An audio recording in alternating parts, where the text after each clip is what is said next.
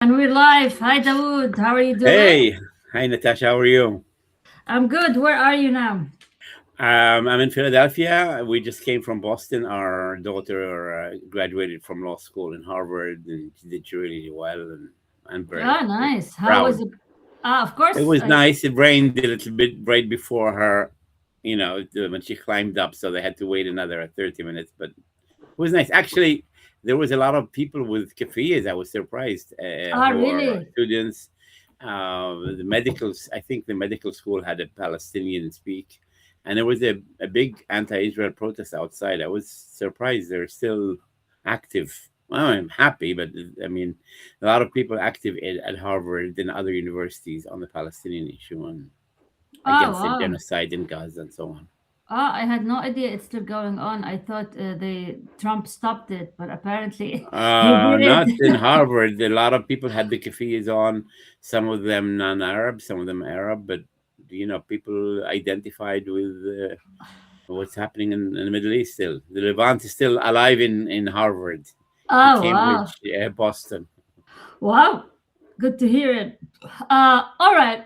So, Dawood, a lot has been happening in our area in the Middle East the past week, and it's actually hard to keep up with what's going on. And one of the things, like, let's start with the fun news. Enough, like we always talk about war and destruction, but the the good news was that there's a new university in Jordan, and it is called like the Baptism University. Is that the name? It's called and it is gonna be at the baptism site in Jordan. What did you hear about it? What's the Well, point of this? What's going on? Jordan is really revving up their attempts to bring in Christian tourism to Jordan, and Okay. the baptismal site is in the East Bank in the Jordanian area, and there's a lot of plans for 2030. 2030 will be 2,000 years at the beginning of Jesus' mission when he was baptized. And so that's going to be a big event. They're going to do a lot of things. And actually, one of the things that happened this week was that there was an event for Arab evangelicals in Jordan celebrating 100 years of organized evangelical work in Jordan. And the Secretary General of the World Evangelical Alliance, who is a Palestinian citizen of Israel from Nazareth, Boutros Mansour, came to that event. And he later met with Prince Ghazi ibn Muhammad, who is the kind of the royalty person in charge and following up on religious affairs and advisor to the king. And they discussed the idea of how to bring more Christian, especially evangelicals. There's like 650 million people in this the World Evangelical Alliance. So it's a big group that I think the second biggest after the Catholics. And Oh, so wow. Jordan is interested in bringing tourism because tourism has been really hit bad with the war, the COVID, and then the war, the first war against Iran, and the second war against Iran. And so, yeah, this is the event that we're talking about 100 years of evangelical work. And there is videos and like two events and a lot of things in which Arab evangelicals. And Natasha, a lot of people think of evangelicals only in the terms of the American evangelicals or part of the American but the majority of evangelicals today are from the global South. I mean, I don't know if you know that, but two-thirds of the evangelicals are from the global South, and I think that's why somebody like Boutros Mansour, a Palestinian, was elected as a Secretary General, and I think so much emphasis is on the few Christian Zionists, but of evangelicals. But most evangelicals are not Christian Zionists, and this is Boutros Mansour, the Secretary General of the World Evangelical Alliance, and he talked about where they stand and so on, and that they are for justice and they're caring for people and against war crimes and so on. And so we have, I think, hard work to do to overcome the stereotype most people have of evangelicals. But yes, the King and Jordan has done a really great job in opening up the country and showing genuine support for the freedom of religion. And the baptismal site is one of the places where the it's actually the school that was started, the seminary. It's for the Orthodox Church, which actually is interesting because I think, you and I know that the least educated among all the religious leaders are Orthodox. You have Catholics Okay. are quite well educated, evangelicals usually educated, but the Orthodox usually, and now they're trying to fix that by having a number of, the Orthodox are trying to start a seminary, and they use the Maktas as the location of. It's a small seminary for like 40 students, but it's a symbolic situation that they're opening up Al Maghtas, the baptismal site for, and they're also building like a little tiny old village from like the biblical times, and they're using local food, local agriculture as the kind of the food for people there. So they're trying to preserve the old system and Hmm. yet build a small village near the baptismal site for people, pilgrims to come. They're really working a lot on the Christian pilgrimage issue. Interesting. So, do you think like Jordan is probably one of the best places for Arab Christians now, given what's happening, with all the surrounding area? I mean, can we make that statement? Well, Jordan is stable and quiet and easy to live in and so on for everyone. And yes, I mean, the Lebanese are much bigger percentage Christians, but they have this war now in South Lebanon, and the the Crusader before castle that was just captured by the Israelis and so on. But yes, Yeah. Jordan is. Yeah, yeah, that's true. I mean, you mentioned the castle, and I was looking, and actually, some of my friend is Ukrainian here in the US, and she's like, "Why are they doing this? Like, why are they occupying Lebanon?" Like, and she's like thinking of similar between like what's happening in Russia and Ukraine, and for me, I'm thinking like, why the castle? I'm sure there would be like, Hezbollah was there or whatever, but that takes me to another idea, which is the project of the Greater Israel. Is it just a myth, or actually they're working towards it, and that's what we're saying now? Well, I'm not sure that their aim is to actually permanently stay in Lebanon, but the last time they actually took the same castle was in 1982, and at the time the Israelis were upset because they had 1,200 soldiers surrounding the castle, and once they captured it, they discovered there were only 30 Palestinian fighters there, and they stayed there from 1982 to 2000. And when the Israelis withdrew from Lebanon in 2000, they blew up the castle, which is really totally uncivilized act.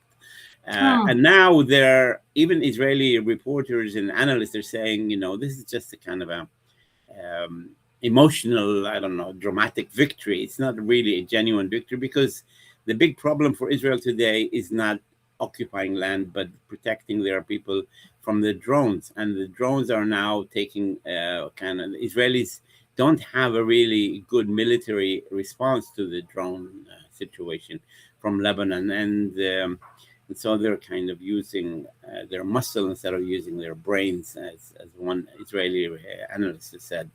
And in the end, yeah, I think the Israelis will withdraw. But the last time they were there, it took them many years to get out of Gaza, of Lebanon. And now the Lebanese government is in talks with the Israeli ambassador in Washington, where you are. But again, there's no progress. One idea has come up that the Hezbollah will stop attacking Israel if the Israelis promise not to attack Beirut and to kind of stay in the South Lebanon area. But they've occupied like 10% of Lebanon, and there's like 65 villages that are under Israeli occupation now, and they've been threatening Tyre and other cities for everybody to leave them. So it's very nasty what's happening. I mean, they're trying to Gazify South Lebanon, and Lebanon is a permanent member of the UN and one of the founding members of the UN, and they cannot stop the Israelis, even though there is a written ceasefire, but there's no respect by the Israelis of the ceasefire. Hmm. But wasn't Trump, he kind of told Israel in a tweet, stop bombing Lebanon, stop attacking Lebanon, enough is enough. What happened to that threat? No, I mean the Lebanese are in a very difficult position. We have Rami Khouri listening to us.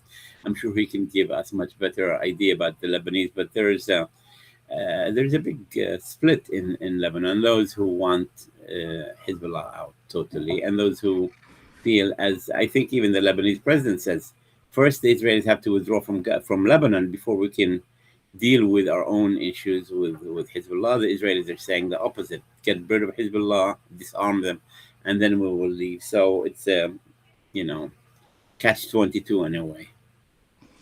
So you really think their plan for the south of Lebanon is the same plan they had for Gaza, which is basically carpet bomb the whole place? I wouldn't go that far, but they are trying very hard to pressure Hezbollah to disarm. Unlike Gaza, Hezbollah is much stronger, has a much more depth in Lebanon. They have members in the government. And generally, the president is supporting their demand that first Israel has to withdraw from Lebanon, from South Lebanon. So I don't, I would, and they are using extreme, exaggerated force in Lebanon, and they've killed a lot of people and injured a lot of people and destroyed entire villages. But I wouldn't go as far as saying it's as bad as Gaza, but it's coming close. Hmm. Which brings me to what's happening in Gaza now. Is there like I read somewhere that the Board of Peace Fund is run out of money or what? They never had money. They didn't run What out of money. They never got money.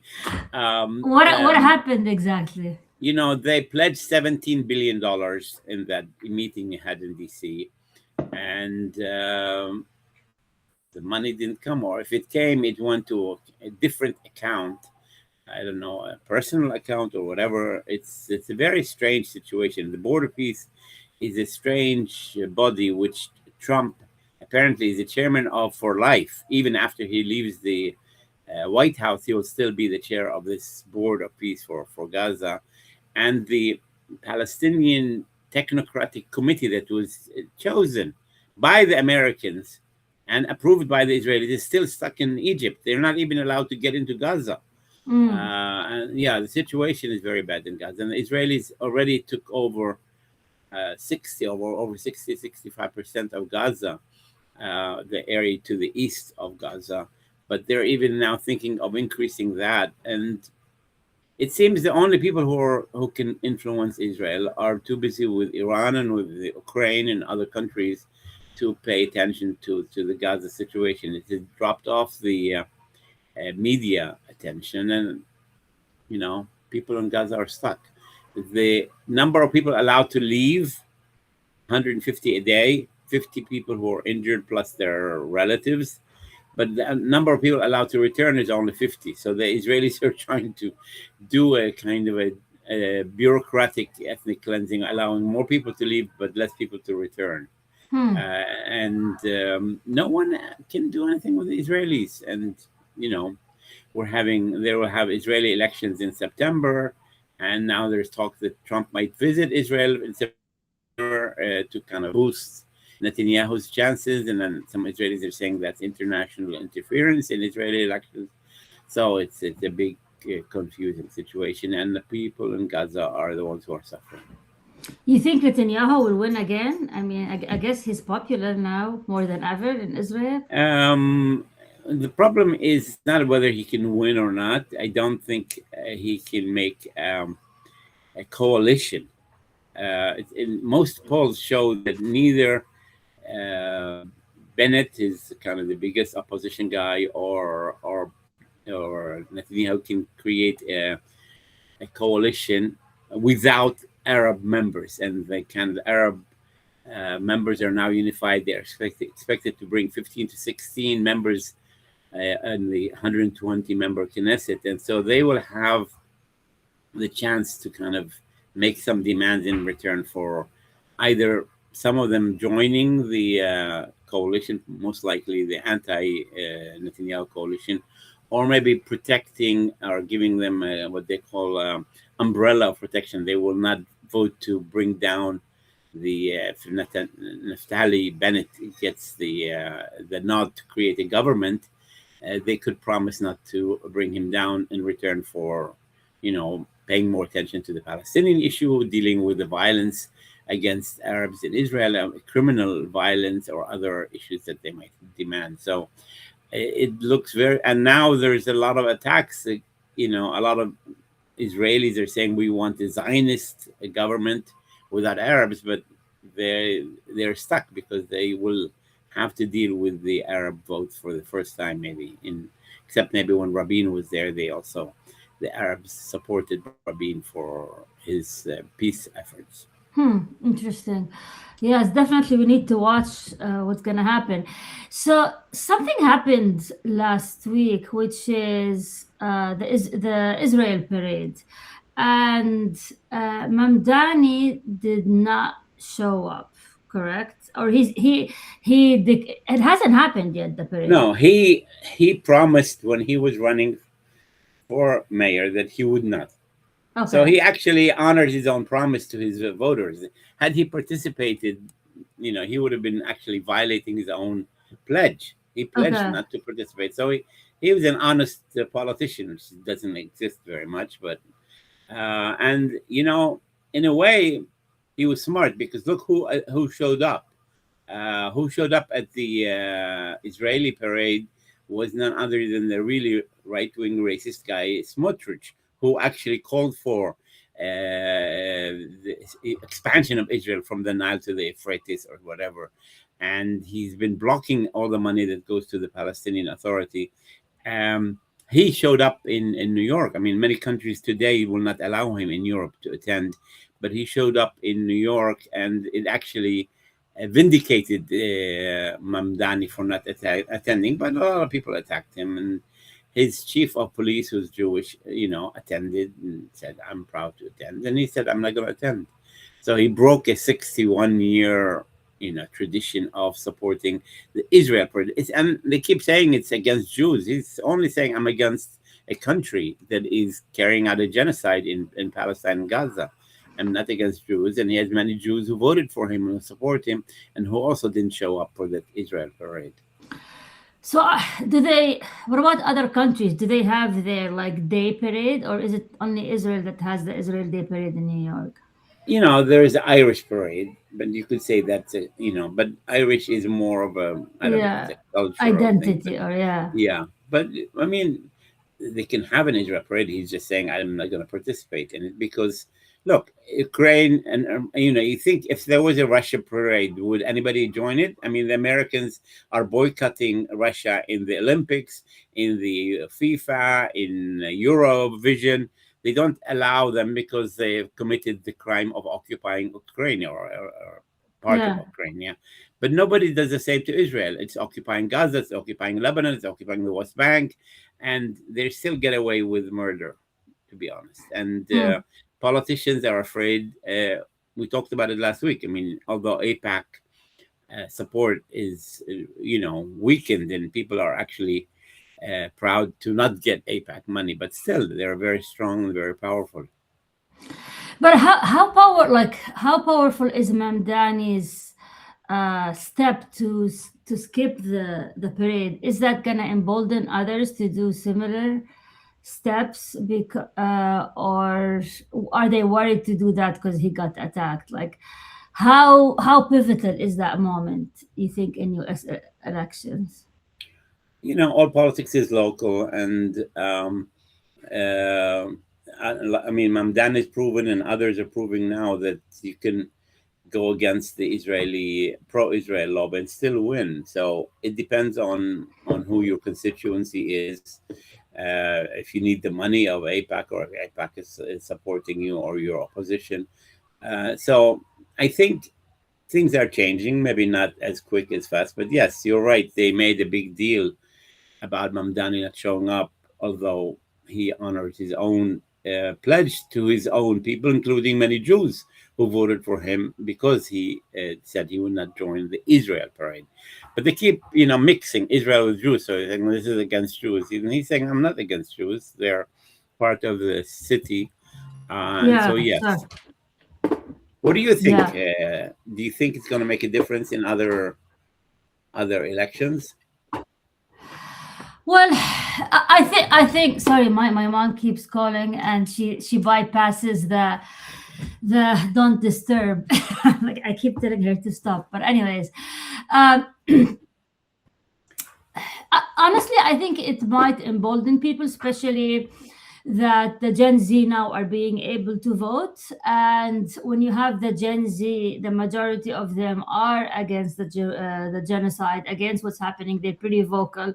And I think when you have the newer generation of voters, I think people will be more emboldened than before, especially that even the Gen Z and a bit of the millennial, but the Gen Z are now in their 20s, and that's a big part of the election pool. So I think yes, it will embolden people, and as you said, as we discussed last week, that some of the candidates who saying no APAC are not of Arab origin. So the accusation of Hamas supported is not gonna hold water here. So I think what we're seeing now is a number of things that will lead more candidates of non-Arab or Muslim backgrounds to do similar steps, because one, the Gen Z are voting and supporting them, and two, there's already been steps made by others that they can just follow them, and like Mamdani and others. But I don't know. My prediction is we're gonna see more of this, not less. What do you think of what happened in Texas? Are you following the No, what happened? Senate Remind election? me. Well, this former Attorney General won the Republican primaries against a senator who's been there for a long time because Trump, encouraged him, and his opponent, a young Democrat, very clean guy, very non-corrupt, and he's running against this very, very corrupt Paxton, former Attorney General of Texas. So it will be interesting. And again, whether the Palestine, Israel, APAC will come up because the Democrat, I think, again, is not taking APAC money. And so it'll be interesting to see what happens if if the Texas turns blue on the Senate. I think it might be a big game changer. I mean, which makes me think of like the Arab lobby in DC. Who is the Arab lobby in DC? I mean, who are the people who are lobbying? I mean, there's just different organizations, and there's not like one unified force as APAC. And I think the counter APAC. Who counters APAC when it comes to that? Look, I spoke last week about Chris Rapp. I'm going to see him tomorrow or the day after. But Chris Rapp ran against APAC. He ran against a Democratic machine in a very democratic city, Philadelphia, and he won. He won because a lot of people, grassroots people, supported him, gave him $5 and $10 donations, and he had enough money to run and win in a very, very blue district. Once you win that in the primaries, you are almost guaranteed to win the general election. So I think they are different models. I mean, again, Mamdani has become like the icon for people who are small Mamdanis trying to emulate what he's done. And we're seeing that in Michigan. We're seeing it in other places. I think it will be interesting to see how successful they will be. Now, yes, APAC is a single one organization with lots of money, and they take on opponents and often destroy them. But people have succeeded in refusing to take APAC money. Hmm. Interesting. I think it would be interesting to watch what's going to happen. I think this year is going to be completely different than previous year. All right. I think before we go, I want to ask you a bit about the Iran war. You just wrote a piece about the winners and losers. Who are the winners and losers of the Iran war? And where are we? Is it just we're done with this? We can just move on? And what's happening now with the Iran war? And who won? Well, I think the strategic cleverness of the Iranians won. I think they played the long term and they played it right, and they seem to have succeeded. And I think next president or current president or future president will think 10 times before taking on Iran.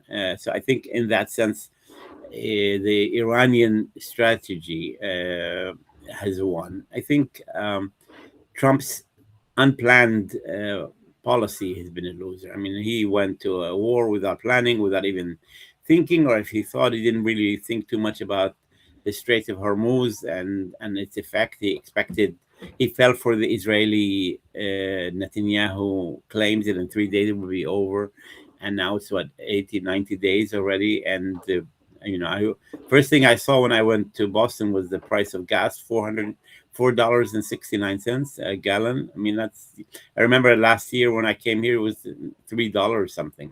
Yeah. So $1 a gallon for every American. I mean, I've never seen a war abroad had a direct effect on Americans as this one.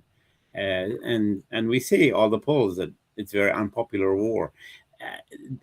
Trump is trying to find some kind of a silver bullet where he can say, I won, and he can't seem to find it. And he's, close to signing or agreeing, but he's trying to pretend that he's trying to find some kind of a concession. And what you don't win in war, in the military, you're not going to win in peace. You're not going to win in negotiations what you couldn't win in the fighting. Hmm. Okay, so do you think Iran was the biggest mistake of Trump's presidency so far? And do you think that's the one that is really gonna mark his legacy? Um, you know, he's done so many stupid things. The tariffs was a terrible thing he did. But yes, I think this will go up. Maybe, I don't know. Maybe the ballroom. Maybe so many. Yeah, you can number them. So many things that he's done. I mean, the Greenland. The 51st state in Canada. What else? I mean, so many things that he's done that backfired or failed to produce what he wanted, except for his really, really core supporters. But even many of his supporters are walking away or becoming disillusioned, especially the poor middle class or lower middle class people who fell for him, and now they have to pay much more money for medical support and for gas and for other things, and inflation is still rampant. Hmm. Do you think the Democrats have a chance now? They have a big chance. If they don't win in big in November, then they should make a change for the whole list. Who was it? Somebody wrote it in the New York Times. The senator that Democratic Party still hasn't learned the lessons of why Kamala lost because of the Palestine Israel. Again, we're like in every issue. Yeah, The yeah. Levant is still part of American politics. So yes, I do think that they have a very good chance if they play things right and they don't mess up in the days. And unless Trump has some rabbit in his hat about, I don't know, controlling or affecting the results, which I doubt. But But like the majority of Arab Americans are also frustrated with the Democrats. Like, remember, they used to call him Genocide Joe, about Joe Biden. Like, who would they even vote for this time? And the idea that the Democrats are gonna be more sympathetic to the Palestinians, I don't think that's gonna happen. Um, you were talking about presidential elections. We were not coming up to yeah, mostly yeah, yeah. the midterms are mostly legislative elections, Yeah, yeah, Senate yeah, and Congress. but they set the tone for what's gonna happen as well. Yes, I think I think we have to wait and see not only the results but also why people voted this way. Did they vote only because of this or that issue on economic issues, or did they vote because of the Israel-Palestine issue? But when you have elections, you also have the best polling of the reasons why people vote. And Mm. so the polling of why people vote would be a big lesson to learn of why people voted one way or another. Hmm. Great. So we have 1 minute left. Thank you for everyone who joined us. Rami, thanks Rami for the kind words. He said he has to run to a meeting. Good work. We have Kathy. Hi Kathy. We have Nico, Salvador. Thank you everyone for joining us. If you have any questions, please feel free to ask. Any comments, any topics you'd like us to discuss next time. But as you know, like we analyze what's happening in the US and in the Middle East when it comes to the Levant topics. So when are you headed back, Dawood? The 12th of June, so I might be here another Monday. Okay. So, okay, good. Well, enjoy and congrats again for your daughter. And I'll probably talk to you next week also from Philadelphia, right? Yes, and say hi to your mom when you I sign will off. tell her to stop bothering me during the show. All right. Take care. Take See you. care. Bye See you. bye. Bye bye. Bye.